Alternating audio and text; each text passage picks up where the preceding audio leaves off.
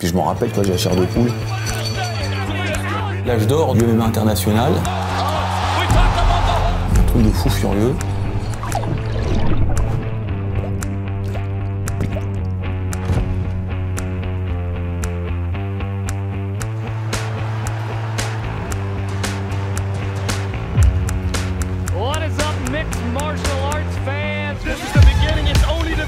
Bienvenue à tous dans un flashback un petit peu spécial. Aujourd'hui, Boxing Academy vous raconte l'histoire du Pride, l'organisation qui a fait trembler l'UFC. Mais avant toute chose, on vous présente l'invité d'honneur de cet épisode. L'homme invaincu à l'Hexagone MMA, ex-combattant du Pride et star d'internet, Monsieur Grégory Bouchelaghem, a.k.a. Greg MMA. Le Pride, c'est l'autre grande organisation de MMA des années 2000. Un monument qui a rassemblé les meilleurs combattants de l'époque, au point de faire pâlir de jalousie notre chère Dana White. En 10 ans, l'organisation japonaise a su s'imposer comme un poids lourd du milieu. 10 ans de règne, 10 ans de mythes, de spectacles et de triomphes jusqu'au point culminant. Aujourd'hui, on se penche sur sa création. Des premiers balbutiements au Japon jusqu'au choc des titans. Un combat à marquer d'une pierre blanche dans l'histoire du Pride et même du MMA dans sa globalité. La collision entre deux des meilleurs fighters de l'histoire, Fedor Emelianenko versus Mirko Cro Cop. Un duel de légende entre deux monstres à l'apogée de leur carrière. Un affrontement pour la suprématie du Pride. Alors, accrochez-vous, on prend notre fameuse machine à remonter le temps, direction le Japon, en ce début des années 2000. Vous êtes prêts? Let's go!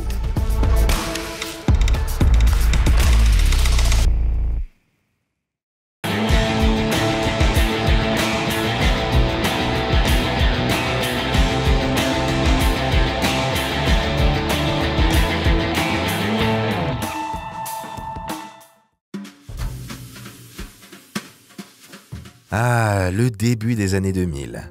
À l'époque, on fêtait tout juste notre sacre à l'euro. Daft Punk et Britney Spears tournent en boucle dans les baladeurs, pendant qu'on lance GTA San Andreas sur notre PS2. Au cinéma, on attend avec impatience la suite d'Harry Potter et on s'émerveille devant le Seigneur des Anneaux. Pour ceux qui s'en souviennent, on dévalisait les vidéoclubs pour mater nos films préférés. Mais peut-être que certains louaient autre chose que Star Wars ou Titanic. Peut-être que certains préféraient regarder les DVD du Pride FC. Peut-être même que certains qui sont abonnés aujourd'hui à Boxing Academy sont tombés dans la marmite du MMA grâce à un de ces fameux DVD. Dans tous les cas, connaisseurs ou pas, cette vidéo est un hommage à cette période dorée.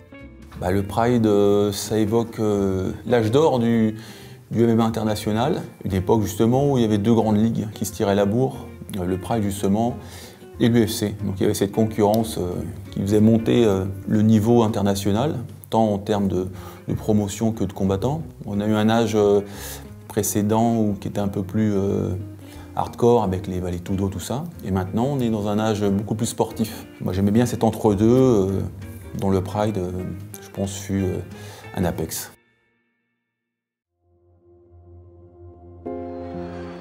Notre histoire commence en 1997. À l'époque, l'UFC n'existe que depuis 4 ans et peine à trouver son public. Les combats sont déséquilibrés et ressemblent plus à des jeux du cirque plutôt qu'à une réelle discipline sportive. Faut se le dire.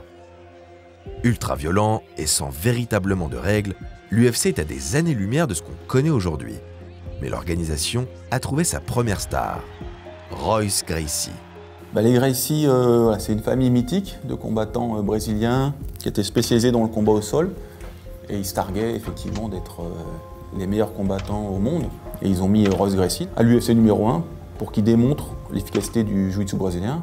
Et ils ont fait un casting de rêve pour Royce. Il a dû affronter des strikers en priorité ou des purs lutteurs comme Ken Shamrock, mais qui n'avaient pas les skills du combat au sol. De l'autre côté du globe, au Japon, une autre organisation fondée en 1993 cartonne. C'est le K1. Nouveau roi du kickboxing, le K1 rencontre un immense succès. Dans le le même temps, le Shooto et le Pancrace gagnent en popularité. Visionnaires, certains Japonais veulent appliquer la même formule pour les arts martiaux mixtes. Du spectacle, du sang et du talent.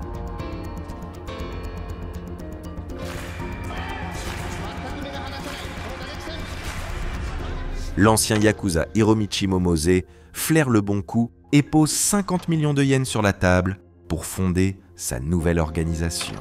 Dans la foulée, il s'associe avec la mégastar du catch japonais, Nobuhiko Takada, et c'est ainsi que le Pride Fighting Championship est officiellement lancé le 11 octobre 1997.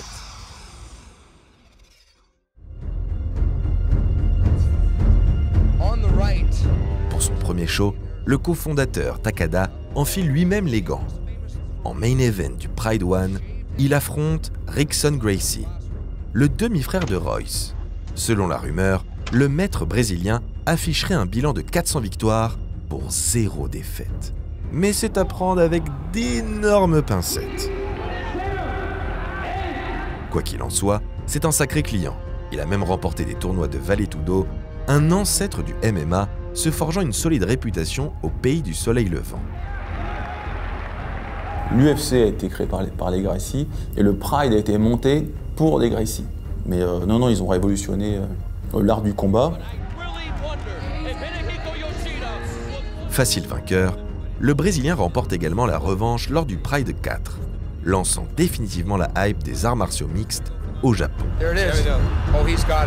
Takada's got the hands locked. Takada taps out. That was a quick one, folks. That was a quick one. Le premier affrontement entre les deux superstars attire plus de 47 000 spectateurs, un chiffre ahurissant quand on compare avec son homologue américain qui peine à rassembler plus de 10 000 spectateurs. Les Japonais, voilà, ils ont ce qu'on appelle Yamato Damashi.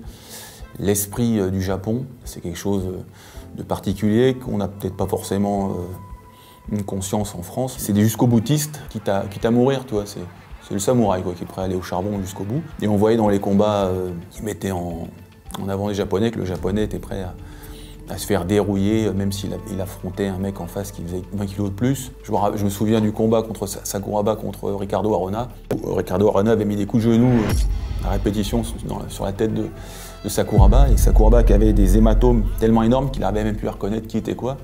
Et Ricardo qui vient le voir après le combat pour le féliciter, et lui il croyait que c'était l'arbitre. Le juge il disait non mais ça va. Ah c'est Ricardo, ok, mais il pouvait plus voir. Donc c'était des jusqu'au-boutistes, le Yamato Damashi. I think it's healthy for someone to watch someone being involved in a chokehold or kicking somebody when they're down. It's not sport, it's barbarism. Calling ultimate fighting a sport is a complete misnomer. Là où dans son pays, l'UFC est boudé par les diffuseurs et traîné dans la boue par les politiques, le Pride, lui, est adoubé par tous au Japon. Les publicitaires s'arrachent l'image des combattants, les salles sont louées sans problème et les diffuseurs se frottent les mains en constatant les audiences. Force est de constater qu'au pays du soleil levant, on est un peu visionnaire en ce qui concerne le storytelling et l'entertainment. Les shows sont extraordinaires, les rivalités excitantes et les premières stars commencent à tirer leur épingle du jeu. Les Japonais, ils avaient ce don pour nous faire aimer ou détester un combattant, pas forcément à travers son trash talking, mais plutôt par rapport à son épreuve de vie, à son expérience. On arrivait vraiment à s'attacher aux combattants. Là où l'UFC, ils sont beaucoup dans le trash talking ou dans l'aspect vraiment sportif, ils sont un peu moins doués justement pour faire ressortir le côté humain de chaque combattant. Ils ont réussi à créer des histoires extraordinaires. C'est un public qui apprécie le mérite, c'est dans leur culture. L'ascenseur social est permis pour peu que tu te défonces. Et de toute façon, c'est une culture de travailleurs et ils respectent ceux qui arrivent au bout de leur art. Et là, on voit Emelianenko Fedor, The Last Emperor, la grosse star des poids lourds. Et ils étaient comme des fous. Hein. Pour eux, c'était un peu des kami, quoi, des sortes de divinités. Les toucher, pour eux, ils étaient vraiment fans. C'était vraiment une adoration, une adulation des combattants les plus spectaculaires. Vous l'avez peut-être remarqué en voyant ces images. Le Pride diffère un peu de ce qu'on a l'habitude de voir à l'UFC ou ailleurs. Déjà, la surface de combat. Pas d'octogone, mais bien un ring avec des cordes. Là, on ne pouvait pas s'aider de la cage comme on peut le faire aujourd'hui. On sait que quand tu es sur le dos, il faut essayer d'être contre la cage pour avoir un appui vertical et pour te lever plus facilement. Là, c'était plus dur de se relever. D'ailleurs, quand en phase de lutte, les deux hommes se retrouvent sous les cordes, l'arbitre repositionne les combattants au centre du ring avant de reprendre là où il était resté. Sur la durée du combat, on est sur un premier round de 10 minutes, suivi de 2 autres reprises de 5. Pas de championship round comme à l'UFC, mais un rythme bien gourmand en énergie. Au cœur de ce fameux ring blanc, c'est le paradis de la violence.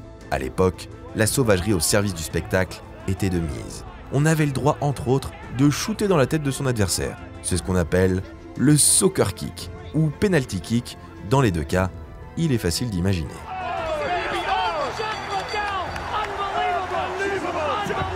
Toujours dans la catégorie sauvagerie, on pouvait également user et abuser des stomps. Ouais, bon, après, on avait le droit aux fameux stomps et au soccer kick. C'était la spécificité. Hein. Voilà, sauter à pieds joints sur la tête d'un adversaire au sol. C'était recommandé même. Donc, moi, j'aimais bien. Pareil, les coups de genoux au visage sur un adversaire au sol. C'était super pour contrer les lutteurs. Donc les lutteurs étaient un peu désavantagés au Pride. Une brutalité nécessaire pour séduire les juges. L'UFC, il compte round par round. Le vainqueur, il prend 10. Le perdant prend 9. Alors que c'était sur la globalité du combat. Et il mettait un accent tout particulier à celui qui essayait de finir. Si tu finissais fort le combat, ça avait une grande importance dans les yeux des juges. Puis il n'y avait pas les coups de coude, donc ça je ne sais pas pourquoi ils ne les avaient pas mis. Bon. Paradoxalement, les coups de coude sont interdits. Sans doute pour éviter les grosses coupures qui tiennent les combattants loin du ring pendant de longues semaines. Se passer de ce geste si cher aux fighters de l'UFC, c'est garantir une plus grande activité de ses superstars. Forcément, le Pride ne peut se permettre de voir ses combattants être trop longtemps éloignés du ring. Car une autre spécificité de l'organisation nippone, ce sont ses tournois. Lors du passage à l'an 2000, les pontes de l'organisation décident de s'approprier la formule qui a fait le succès du K1, le tournoi. Hi, I'm Mark Kerr. This is the first time Pride's going to be in America. It's the real extreme sport. Look for me to kick some butt. I'm Guy Mesger. I'm here at the Pride. It's real, exciting, and it's extreme. S'organise alors le premier Pride Grand Prix, le 30 janvier 2000, dans la ferveur du Tokyo Dome. Là aussi, on est sur un fonctionnement assez original. Les participants doivent passer un premier tour qualificatif d'un round de 15 minutes, puis accèdent aux phases finales. Là, les 16 meilleurs se retrouvent dans un tableau classique et doivent traverser les quarts, puis demi et enfin la finale pour remporter le Grand Prix.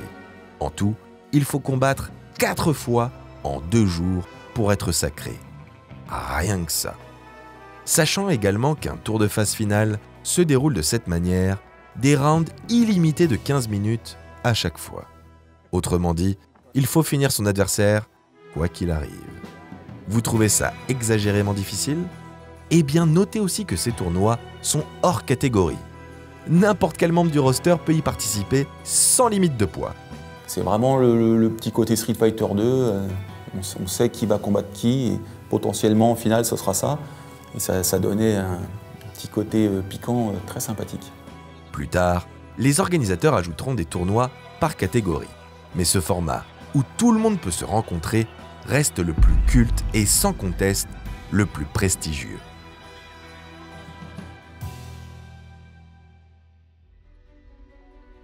Le Pride Grand Prix 2000 rassemble quelques gros noms de l'époque.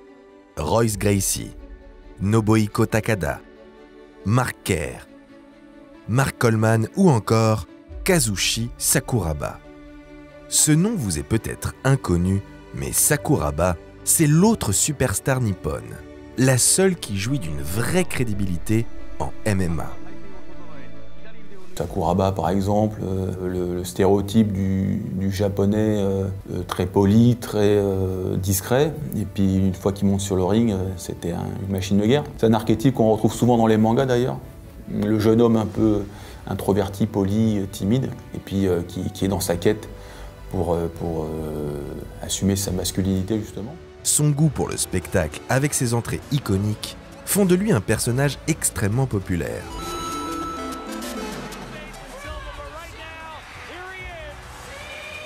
Malgré sa carrure peu impressionnante, il se fait une place au milieu des mules chargées aux stéroïdes. Sakuraba a gagné un surnom plutôt remarquable, le Gracie Hunter. Durant sa carrière, il accroche pas moins de 4 Gracie à son tableau de chasse. Chasseur de Gracie, parce qu'il en avait battu 5. Il a battu Ryan, Renzo, Royce. Écoute, il les a battus en plus avec la manière, parfois en cassant des bras. Son fait d'armes le plus marquant survient lors de ce fameux Grand Prix de 1000. En demi-finale, face à la légende Royce Gracie. 1h30, donc c'était le combat le plus long de l'histoire moderne. Pendant 6 longs rounds de 15 minutes, les deux hommes se livrent une bataille intense. Mais le Brésilien ne parvient pas à mettre en place son jeu au sol. Parfois en les dominant outrageusement, là, comme celui-là, même en se foutant la gueule de Royce, parce qu'à un moment, il prend son gi, son kimono, il lui rabat sur la tête, il l'attrape par le pied, il le fait tourner comme une toupie. Donc il avait ce talent suffisant pour jouer avec ses adversaires. Et Sakuraba, qui vient du pro wrestling, donc de la lutte professionnelle, c'est un petit peu de la WWE, mais version japonaise, donc les combats sont un peu plus réalistes. Le gars était très bon au sol. Donc il faut savoir que le combat au sol, il est pratiqué énormément par les judokas. Hein. Le Japon a toujours été une terre de combat au sol, mais voilà, ça a été remis au goût du jour par les Gracie. Malgré cette victoire retentissante, Sakuraba s'incline au tour suivant, épuisé par sa bataille avec le champion brésilien. Celui qui s'impose finalement lors de la grande finale, c'est Mark Coleman.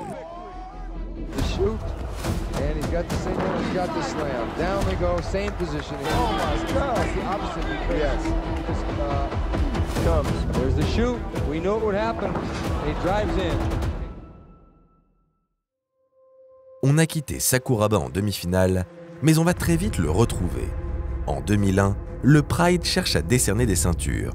Alors à l'occasion du 17e show numéroté, 2 main events sont prévus pour désigner le champion poids lourd et le middleweight. Chez les lourds, c'est Antonio Rodrigo Nogueira qui s'impose par décision unanime. Et chez les poids moyens, c'est un duel entre Sakuraba et Vanderlei Silva qui est offert aux fans.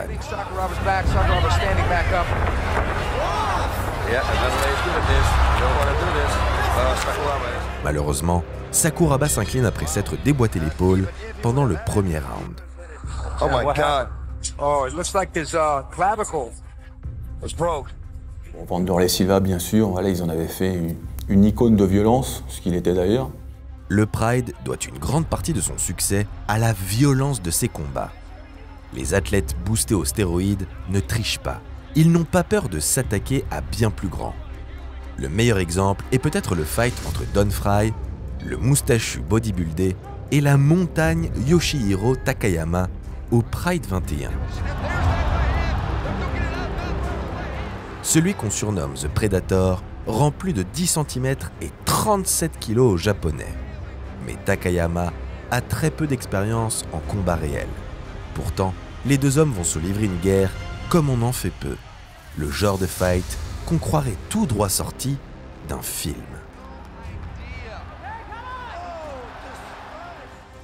Ah, ça c'est une scène mythique. Est-ce qu'ils se sont mis d'accord pour le faire? Ça c'est possible, je me suis toujours posé la question. C'est parce que parfois ça arrivait. Hein.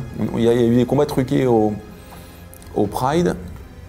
D'ailleurs on parle de Mark Coleman, voilà, Mark Coleman contre Takada, c'était un combat truqué à 1000%. 8 minutes 30 de pure virilité. Oubliez toute forme de game plan. Ici, c'est un combat de rue sous le feu des projecteurs. Takayama n'a peut-être pas de moustache, mais il a un cœur énorme et parvient à résister à l'avalanche de coups de l'Américain pendant de longues minutes. Finalement, c'est Don Frye qui s'impose, dans ce qui est l'un des combats les plus marquants de l'histoire du Pride. Ça n'a rien de technique, on dirait bagarre de bar. Mais c'est aussi ça qu'on aime, on va pas mentir. Pendant longtemps, les mecs du MMA, ils étaient là, non, mais c'est un sport, voilà, la technique. Arrête, on veut voir des dents qui sautent et on veut voir du sang, ben c'est normal. Malgré le déséquilibre évident sur le papier, ce fight a étonnamment tenu toutes ses promesses. Une aubaine pour les fans, car très souvent, ce genre de freak show ressemble plus à une parodie qu'à un réel affrontement. On peut citer Butterbean versus Zuluzinho, un combat de bœuf. Giant Silva versus Minowa, le spécialiste des fights hors catégorie. Ou encore Yarbrough versus Takase. Malgré tout, ces freak shows amusent le public et font partie du folklore de cette organisation. Voilà.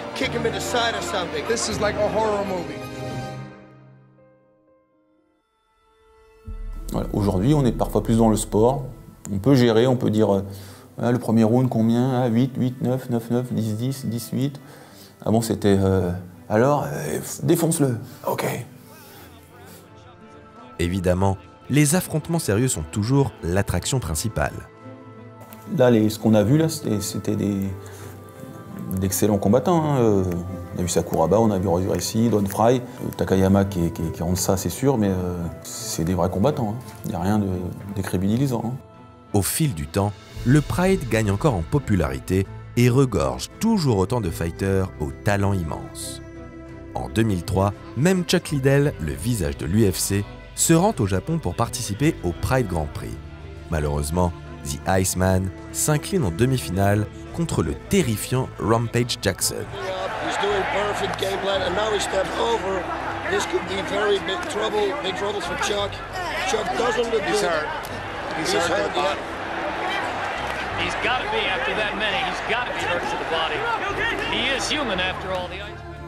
Il était venu d'ailleurs, Dana White, il était dégoûté.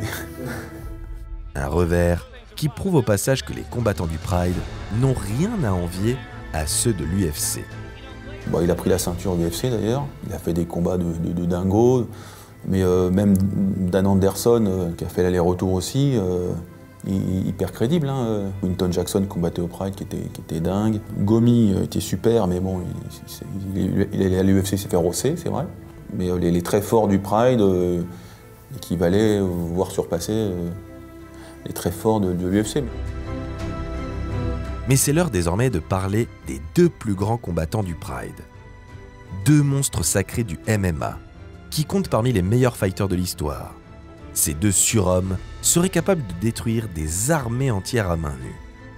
Si vous vous retrouvez face à l'un d'eux, fuyez. Car la seule issue, c'est le chaos, ou pire. Mirko, c'était le plus grand striker du Pride. C'était jambe gauche hôpital, jambe droite cimetière ou l'inverse, on ne sait plus.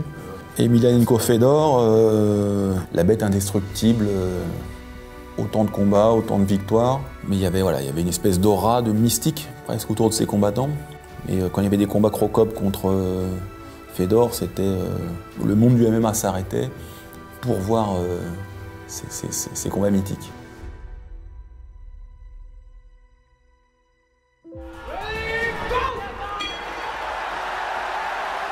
Le 28 août 2005, le Pride organise enfin le choc tant attendu. Fedor Emelianenko versus Mirko Filipović. Mais avant de se pencher sur ce super fight, penchons-nous plus en profondeur sur le parcours des deux monstres. Mirko Filipović d'abord. Le guerrier des Balkans voit le jour en 1974 dans une petite ville de Croatie. Amoureux des sports de combat, il s'entraîne dur pendant toute sa jeunesse, quitte à courir sous des tempêtes de neige et de se déchirer les poings et s'ouvrir les tibias sur son sac de frappe.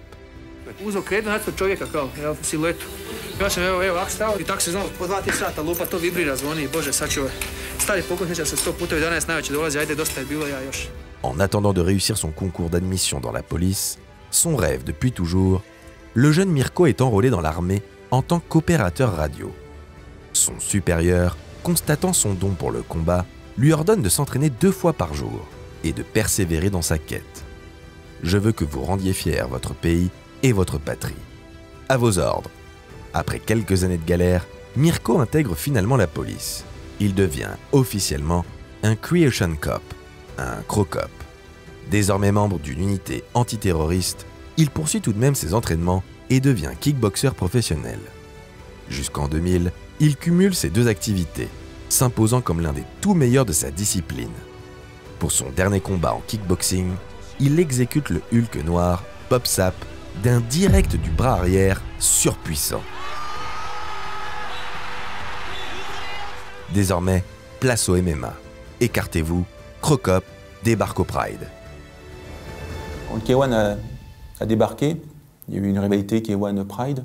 On pensait que les mecs du K1 allaient se faire désosser. Et je me rappelle du premier combat de Cro Cop au Pride, c'était contre Heath Herring. Et Heath, il était là, il disait non mais frérot, avec ton kickboxing, là, tu vas voir, là, ça va être du vrai combat. Puis moi j'étais pour les gars du Pride, hein, honnêtement, parce que c'était mon sport. Hein. Et il s'est pris un KO sur middle.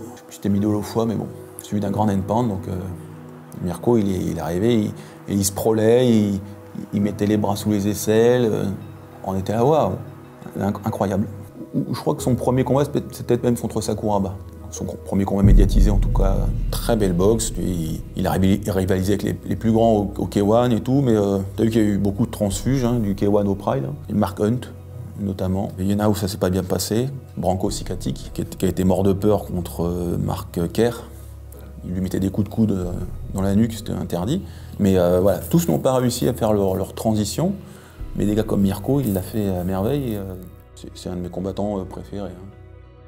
Dès son arrivée chez le géant japonais, Mirko fait des ravages. Son regard vide et son allure de robot glacent le sang de tous ses adversaires. Ouais, alors il y avait toute une iconographie autour de lui, de la guerre des Balkans. C'était voilà, le guerrier froid, slave, monstrueux avec ses percussions et qui a pris le sol. Donc, même Fabricio Verdum, qui était venu l'aider aussi pour parfaire son sol. Et il y a quelque chose qui a changé. Il y a eu un déclencheur avec Mirko. Les strikers, ils ont pris confiance et il y en a de plus en plus.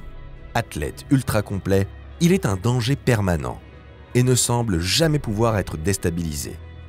En dehors, Mirko est un homme très amical et chaleureux. Son rire hyper communicatif en est la preuve. Mais sur le ring, il se transforme en Terminator, prêt à massacrer quiconque se tiendra à la portée de ses coups de pied. Ses high kicks ont acquis une terrifiante réputation avec le temps. La formule est simple, jambe droite hôpital, jambe gauche cimetière. Voilà ce qui attend les victimes du Croate. Cro Cop is dangerous, man, with those leg kicks, those head kicks. Every kick. He's one of the hardest kickers ever. Seulement défait à 2 reprises en MMA, face au champion Nogueira et à un Randleman chargé comme jamais, Cro Cop est ce qui se fait de mieux sur la planète. Avec son short à damier, devenu le pire cauchemar du roster, Mirko fait régner sa loi chez les lourds. Surtout que la fatigue ne semble avoir aucun effet sur lui.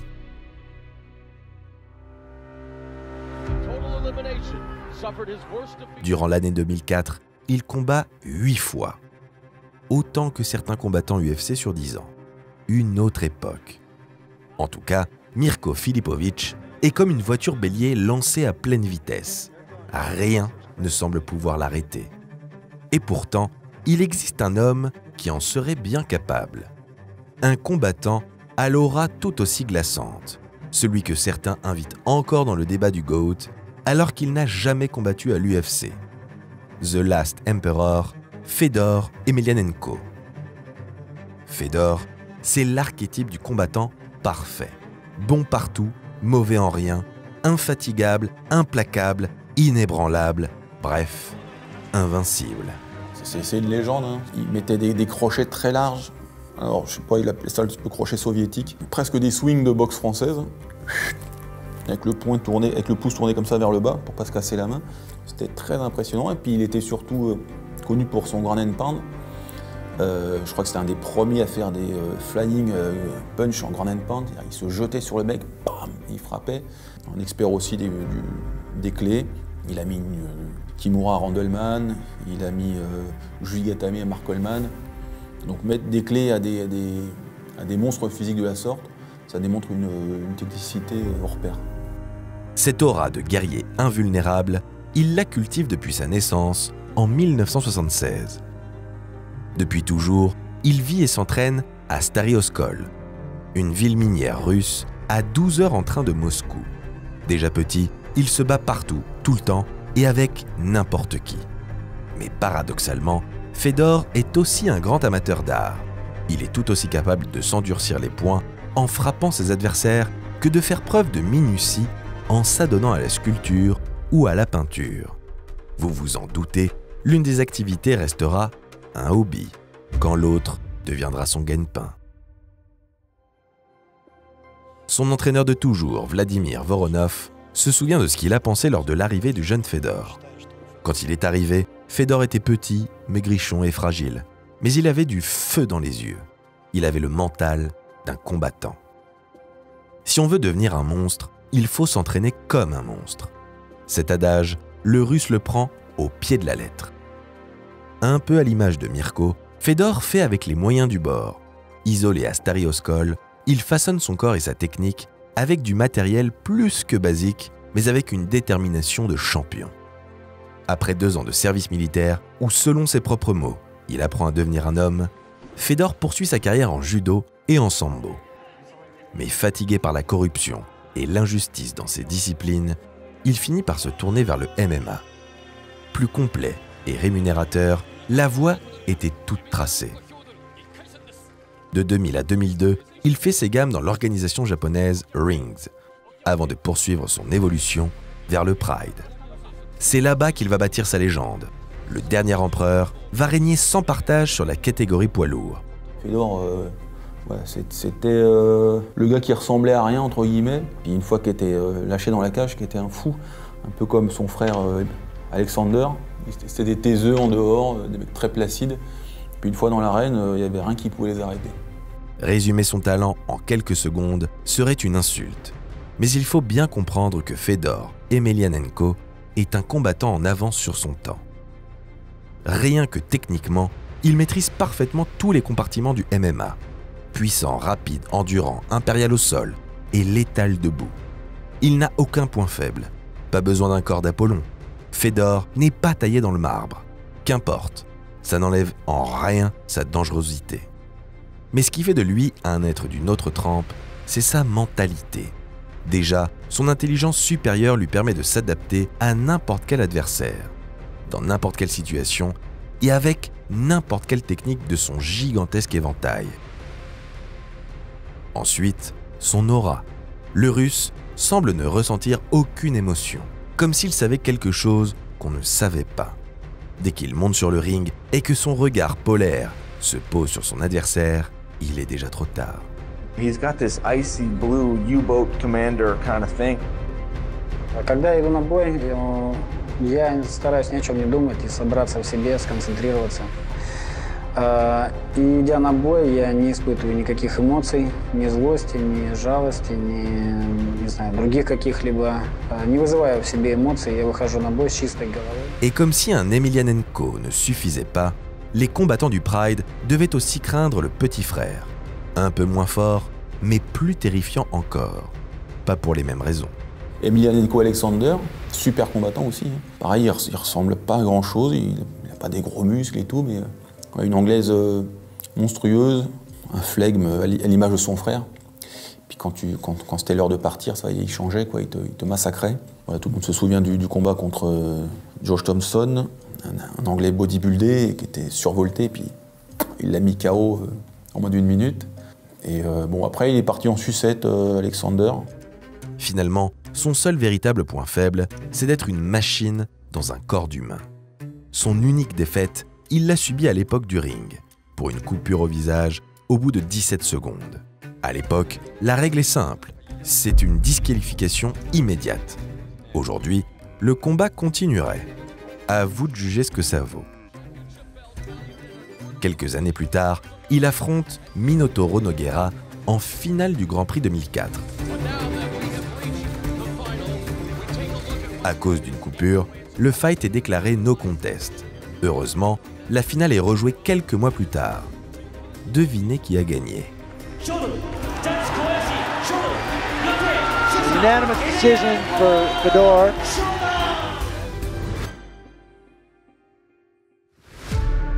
Tout cela nous amène donc jusqu'au combat fatidique. Fedor versus Mirko. Le cyborg contre le robot. Les deux hommes sont au sommet de leur art. Cro Cop et sa jambe gauche sont plus meurtriers qu'un fusil d'assaut. Tandis que le dernier empereur est tout simplement l'homme le plus fort du monde. Ce choc, c'est un peu le Conor Khabib ou le Ali Frazier des années 2000. Sans la haine, évidemment. Cette rivalité est purement sportive. Mais c'est un duel entre les deux meilleurs combattants du moment. Le fight que tout le monde attend. Et le moins qu'on puisse dire, c'est qu'il va tenir toutes ses promesses.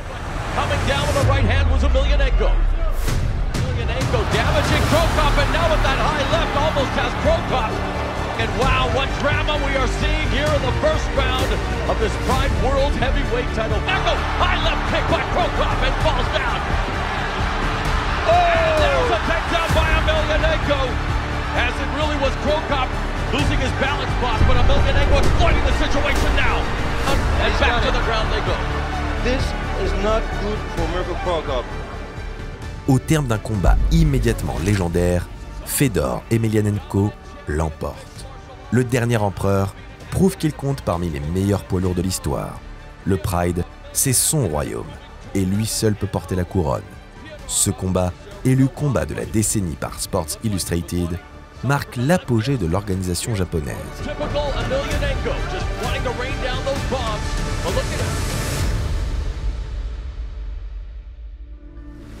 Au Pride, il y a eu un avant et un après Fedor versus Mirko.